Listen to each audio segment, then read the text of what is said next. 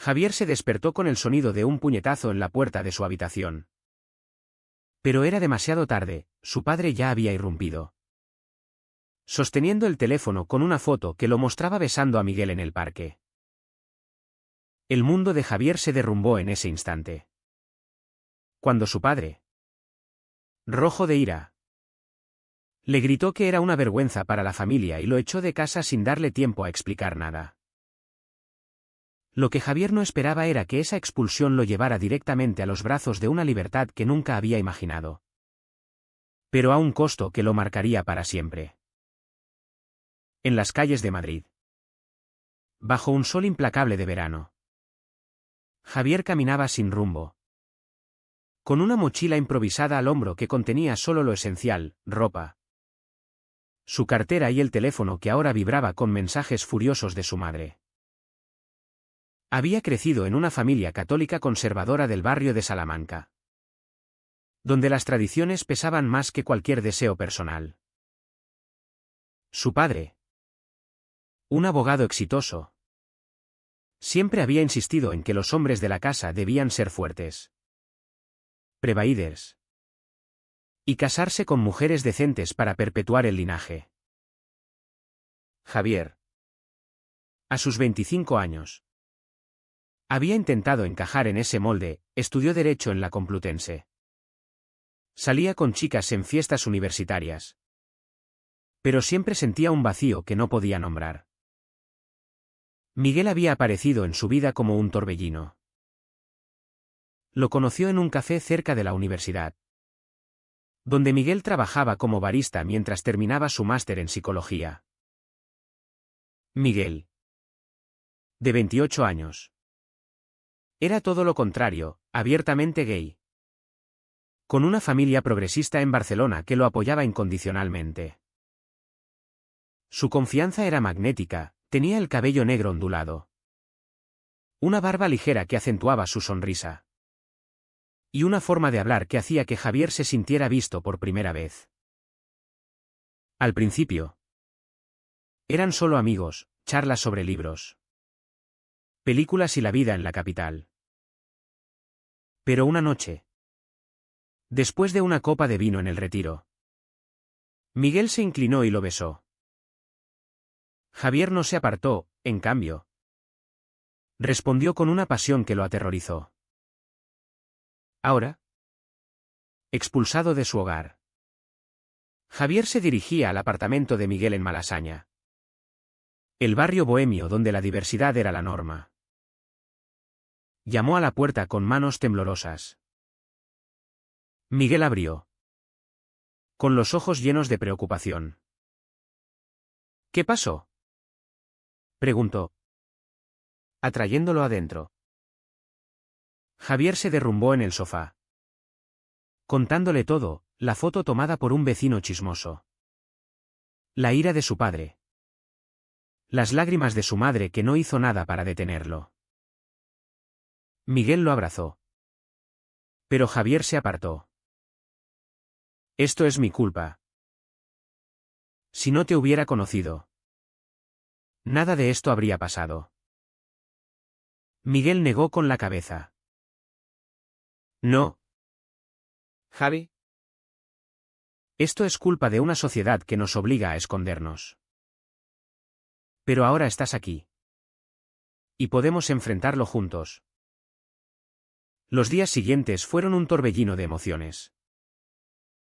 Javier se instaló temporalmente en el sofá de Miguel, buscando trabajo como asistente legal para no depender de nadie. Pero la presión familiar no cesaba. Su hermana menor, Ana, de 22 años, le enviaba mensajes secretos: papá está furioso. Dice que eres un desviado. Mamá llora todo el día. Pero yo te apoyo. ¿Qué vas a hacer? Javier no sabía. Por las noches, mientras Miguel dormía, él se quedaba despierto, cuestionando su identidad. ¿Era realmente gay? ¿O solo una fase? La sociedad española había avanzado con el matrimonio igualitario desde 2005. Pero en familias como la suya, el estigma persistía. Recordaba las misas dominicales, donde el sacerdote hablaba de pecados contra natura. Y como su padre asentía fervientemente. Una tarde, mientras caminaban por Chueca, el barrio gay de Madrid, Javier vio a parejas del mismo sexo tomadas de la mano sin miedo. Miguel lo notó y dijo, mira. Esto es posible. No tienes que esconderte. Pero Javier sentía un nudo en el estómago. ¿Y si mi familia nunca me perdona? ¿Vale la pena perderlo todo por esto? Miguel se detuvo, mirándolo a los ojos. El amor no debería costar tanto. Pero a veces sí.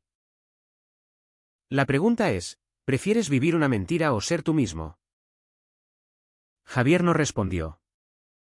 Pero esa noche, en la intimidad del apartamento, se permitió abrazar a Miguel sin reservas. Aunque el miedo aún lo carcomía. Pronto, la realidad golpeó de nuevo. Javier recibió una llamada de su jefe en el bufete donde hacía prácticas, lo siento. Pero tu padre nos ha contactado. Dice que no eres confiable. Tenemos que prescindir de ti. Era un golpe bajo, su padre usaba sus conexiones para sabotearlo. Furioso, Javier confrontó a Miguel, ¿ves? Esto es lo que pasa cuando sales del armario. Pierdes todo. Miguel. Paciente. Replicó, no pierdes todo. Ganas libertad. Pero entiendo tu dolor. Mi salida fue más fácil. Pero no sin luchas. Contó cómo. En la universidad. Un amigo lo traicionó revelando su orientación. Y perdió becas por prejuicios. Pero seguí adelante. Y tú también puedes. Javier decidió contraatacar. Buscó ayuda en una asociación LGBT en Madrid, donde conoció a otros como él, hombres que habían enfrentado rechazos familiares. Discriminación laboral. En una sesión grupal, compartió su historia. Y las lágrimas fluyeron. Siento que traiciono a mi familia. Confesó. Un terapeuta respondió, no los traicionas, te traicionas a ti mismo si vives para complacerlos. Eso resonó en él. Mientras tanto, Miguel lo apoyaba. Cocinando cenas. Escuchando sus desahogos. Su relación se profundizaba. Pero Javier aún dudaba, ¿era amor o solo dependencia? Una semana después, Ana lo visitó en secreto. Papá quiere que vuelvas. Pero solo si corriges tu camino. Dice que es una fase. Javier sintió rabia. ¿Una fase? Esto soy yo. Ana lo abrazó, lo sé. Te quiero como eres. Pero al irse, dejó una advertencia, mamá está enferma de estrés. Piensa en eso. Javier se sintió culpable. Esa noche, discutió con Miguel, tal vez debería fingir. Volver y ocultarlo. Miguel. Herido. Dijo, si lo haces, me pierdes a mí. No puedo ser un secreto. Era el primer conflicto real entre ellos. Y Javier se dio cuenta de que cada elección tenía un precio. Los meses siguientes fueron una prueba de fuego para Javier. Vivir con Miguel en Malasaña le dio un respiro. Pero el mundo exterior no era tan amable. Encontró un trabajo temporal en una cafetería, sirviendo cafés a turistas y locales. Pero cada vez que veía a una familia feliz, recordaba la suya destrozada. Su padre no respondía llamadas, su madre enviaba mensajes esporádicos, llenos de súplicas: vuelve. Hijo, podemos arreglarlo con terapia. Javier sabía que arreglarlo significaba conversión. Algo que lo horrorizaba. Investigó en línea, en España. Aunque ilegal en algunas regiones, aún existían prácticas pseudocientíficas en círculos conservadores. Miguel, por su parte, intentaba equilibrar su vida. Como psicólogo en formación, atendía pacientes en una clínica comunitaria, muchos con historias similares. Veo tanto dolor innecesario, le decía a Javier. La sociedad ha cambiado, pero no lo suficiente. Una noche, invitaron a amigos de Miguel a cenar, una pareja gay casada, con un hijo adoptado. Javier los observó con envidia, ellos habían superado obstáculos similares. ¿Cómo lo hicisteis?, preguntó. Con tiempo y coraje, respondió uno. Perdimos amigos, familia, pero ganamos una vida auténtica. Eso inspiró a Javier, pero también lo aterrorizó. El conflicto escaló cuando Javier recibió una invitación a la boda de su prima en Sevilla.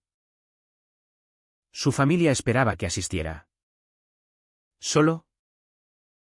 Si vas con Miguel, no entras, advirtió su padre en un mensaje frío.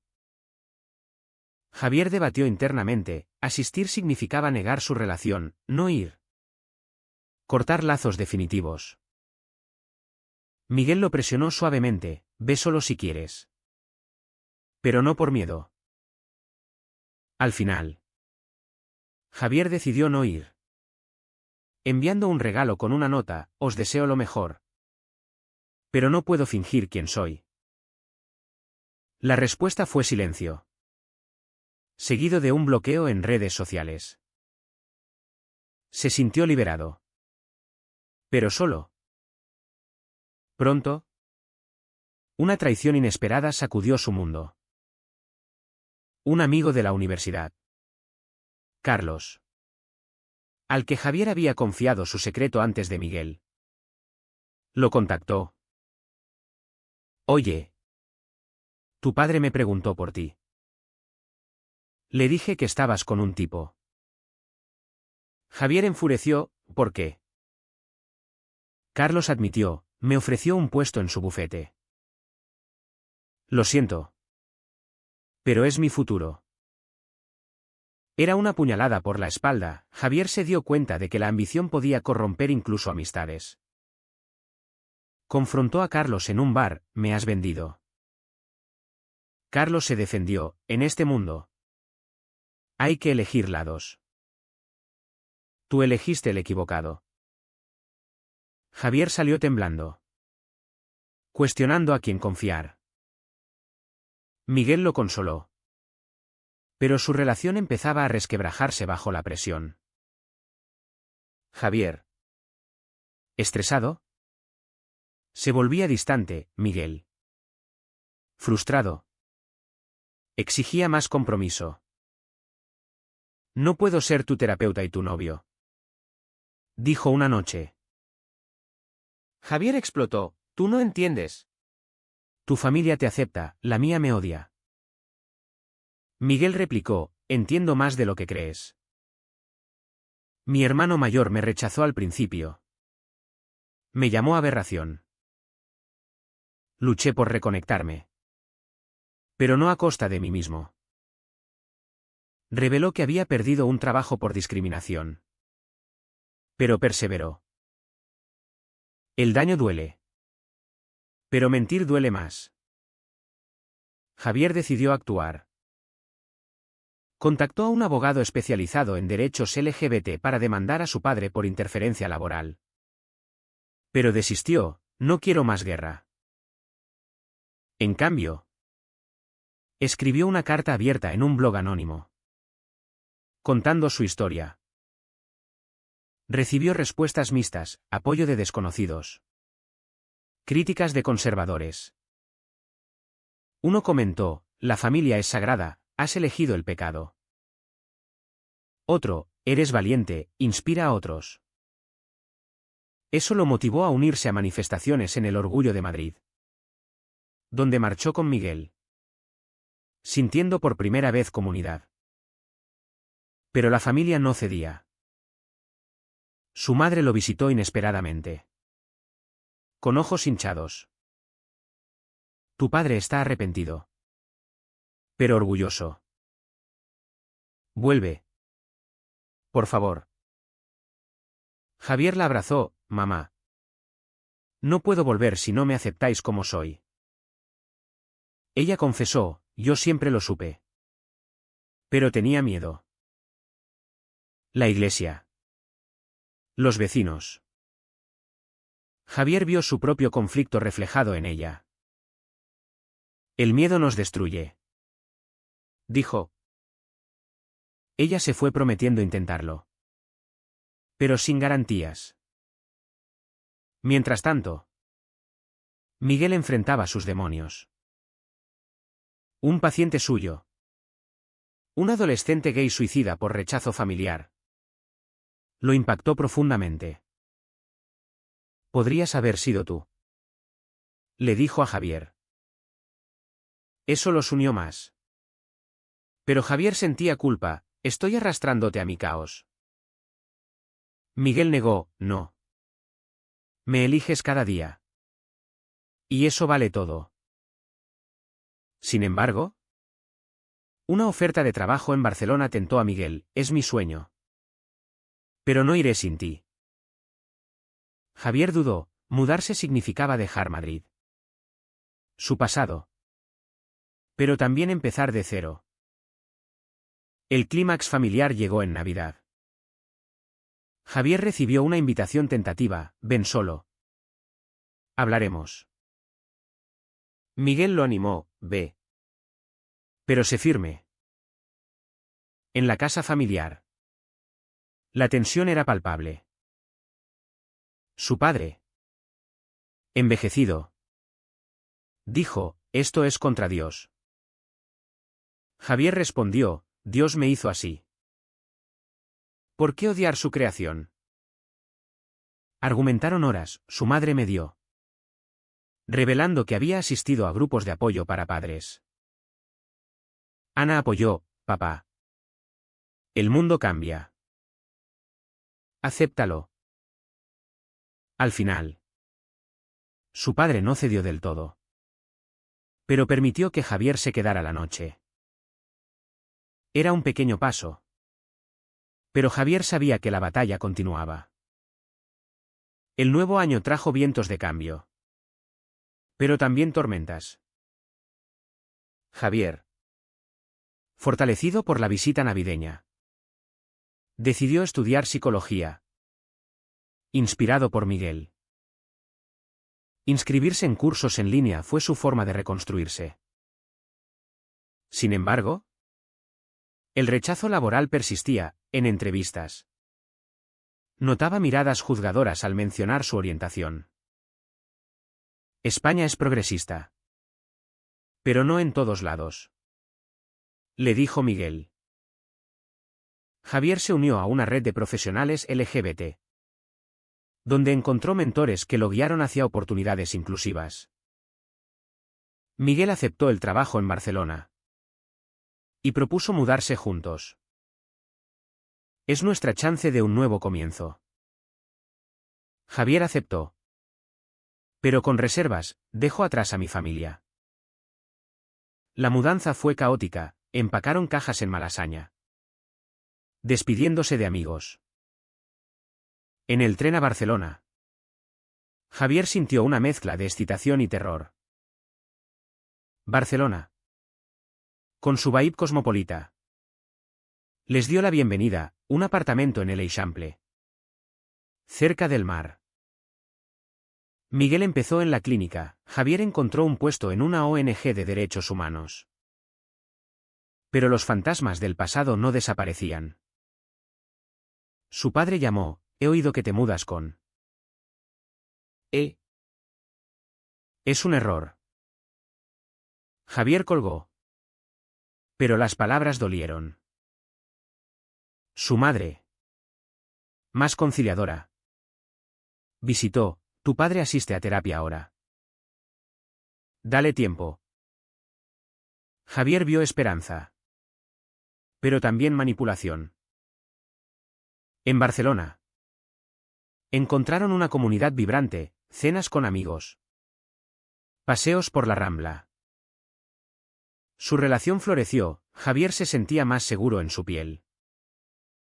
Una crisis moral golpeó cuando Javier descubrió que Miguel había ocultado algo, un exnovio. Pablo. Aún en contacto. Solo amigos, explicó Miguel. Pero Javier, paranoico por traiciones pasadas, dudó. Después de todo lo que he sacrificado. ¿Me mientes? Discutieron ferozmente. Miguel admitió: tenía miedo de que huyeras. Javier se fue a un hotel. Reflexionando, ¿era celos o inseguridad profunda? Recordó su propia doble vida anterior. Y se dio cuenta de que la confianza era frágil. Reconciliados. Enfrentaron un desafío mayor, la boda de Ana. Invitaron a Javier y Miguel como pareja. Papá lo permite. A regañadientes, dijo Ana. En Sevilla. La tensión era eléctrica. Familiares murmuraban, un tío conservador confrontó a Javier: esto es una afrenta. Javier respondió: el amor no es afrenta, el odio sí. Su padre. En un momento privado. Dijo: no lo entiendo. Pero eres mi hijo. Era un avance. Pero Miguel notó el costo. Javier volvió exhausto. Con migrañas. La sociedad también probaba sus límites. En el trabajo de Javier, un colega homófobo difundió rumores, afectando su promoción. Denúncialo, urgió Miguel. Javier lo hizo, ganando el caso con apoyo legal. Pero el estrés acumulado lo llevó a un breakdown: he perdido tanto. ¿Vale la pena? Miguel lo abrazó: sí. Porque ahora vives de verdad. Javier asistió a terapia, explorando sus traumas, el rechazo paternal, la presión social, el conflicto ético entre lealtad familiar y autenticidad. Miguel enfrentó su propia prueba cuando su hermano, reconciliado años atrás, recayó en prejuicios tras un divorcio. No quiero que mi sobrino vea esto, dijo. Miguel cortó contacto: no sacrificaré mi felicidad por tu ignorancia. Compartió con Javier: todos pagamos precios. Eso los unió más. Pero Javier cuestionaba: ¿era el amor suficiente contra el mundo? Un evento público los puso a prueba, una manifestación contra la homofobia en Barcelona. Javier habló en el podio, contando su historia. Recibió aplausos. Pero también amenazas en línea. ¿Valientes o imprudentes?, se preguntó. Miguel lo apoyó: cambiamos mentes. Pero una noche, un ataque verbal en la calle los sacudió, un grupo gritó insultos. Javier se defendió. Pero Miguel resultó herido levemente. En el hospital, Javier lloró: esto es por mí. Miguel sonrió: no. Por nosotros. Y lo enfrentamos juntos. La recuperación fortaleció su vínculo. Pero Javier sentía el peso acumulado. Contactó a su padre para una charla honesta: necesito que me aceptes. O me pierdes. Su padre confesó: tengo miedo de lo que dirán. Pero te extraño. Acordaron reuniones graduales. Javier vio progreso. Pero sabía que la aceptación total era incierta. Con el tiempo, Javier y Miguel construyeron una vida sólida en Barcelona. Javier avanzó en su carrera. Convirtiéndose en activista, Miguel abrió su propia consulta. Su relación maduró, con planes de matrimonio. Pero las cicatrices permanecían. Javier soñaba con rechazos. Miguel lidiaba con estrés postraumático del ataque. Un punto de inflexión llegó cuando la madre de Javier enfermó gravemente.